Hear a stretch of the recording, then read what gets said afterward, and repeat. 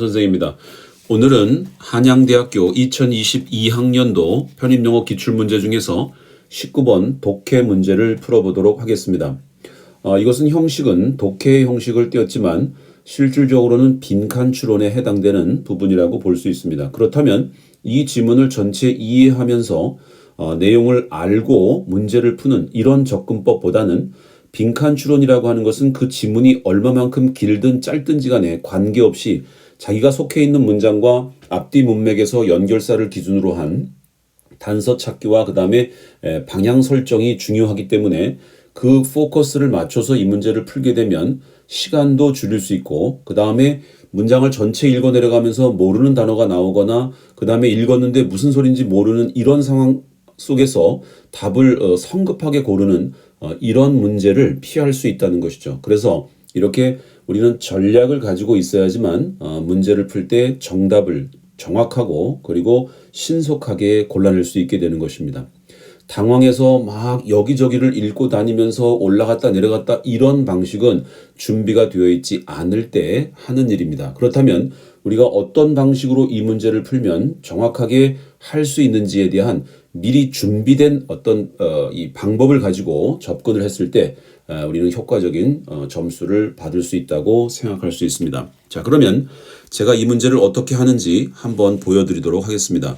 지금 나와 있는 문장이 여기서부터 지금 어디까지 가 있냐면 여기까지 가 있습니다. 그럼 우리는 요 지문을 읽을 거고요. 그렇다고 봤을 때 여기에 나와 있는 이 부분을 우리는 읽지 않아도 된다는 것입니다. 그래서 한번 for one부터 한번 보시면은요. For one, it seems reasonable to expect dash 돼 있죠. 그러면 reasonable이라는 단어를 보시면서 어떻게 하는 게 reasonable 할까? 이런 얘기죠. 합리적이라는 얘기입니다. 즉 다시 말해 이 말은 절대로 방향을 바꾸지 않고 있다는 것이죠. 그래서 뒷부분에서 의미만 나오면 되는 것입니다. 앞에 내용이 부정어가 있다든지 이렇게 되면 내용을 반전을 해야 되기 때문에 반대 내용으로 가야 되지만 reasonable로 나와 있기 때문에 뒷문장의 대절을 보면서 합리성을 확인해 주시면 되는 거죠. Complex, highly intricate object will function less well. 여기에 보시면 작동을 잘 하지 않을 거라는 거죠. 그러면 이 less라고 하는 것의 형태가 little에서 나왔기 때문에 이게 less, least로 가는 것이라서 비교급의 less도 little처럼 당연히 부정의 의미를 갖고 있죠. 그러면 요거는 well이 부사니까 잘 작동하지 않습니다. 기능하지 않습니다. 이렇게 돼 있죠. 그렇다면 if가 부사절인데 이건 직진입니다. 그러니까 역시 방향이 안 바뀔 거라는 거죠. They are modified. 변형을 시키면 이 object, head, 머리 같은 complex 아주 복잡하면서도 highly intricate object를 어떻게 하냐면 modify, 변형시키게 되면 작동을 안 한다는 겁니다. 그렇다고 봤을 때에 because부터 보시면은 여기도 방향이 안 바뀌죠. even small alteration, 여기에 나와 있는 modify와 같은 연결이라고 보시면 됩니다. modify, alter 다 같은 의미죠. 그러니까 이런 작은 심지어 작은 변화만이라도 뭐 할 가능성이 높냐 하면 be likely to have, 가질 가능성이 높죠. 어떨 가능성이 높냐면 결과를 갖는데 자 변화를 주어서 작동을 잘 안 하면 아무리 작은 변화도 결과는 좋을까요? 나쁠까요? 나쁘겠죠. 그래서 단서를 우리는 여기에 less에서 잡아가지고 오는 것입니다.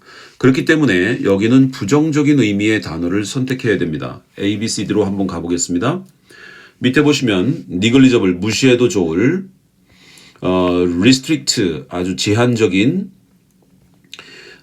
deleterious, 아주 해로운, mysterious, catastrophe. 여기에 부정적인 의미는 이렇게 우리가 catastrophic, 재앙의, 재난의, 큰 재난의 이런 느낌의 단어들로 압축해 볼 수 있습니다. 그러면 뒷부분을 봐야 되는데 지금 뒷부분의 내용을 한번 다시 읽어보고 내려오도록 하겠습니다. A second problem is that, 두 번째 문제가 뭐냐 하면 natural selection, 이거는 그 자연 선택론이라는 건데 열등한 애들은 도태되고 우성들이 진화해서 발전한다 이 얘기죠.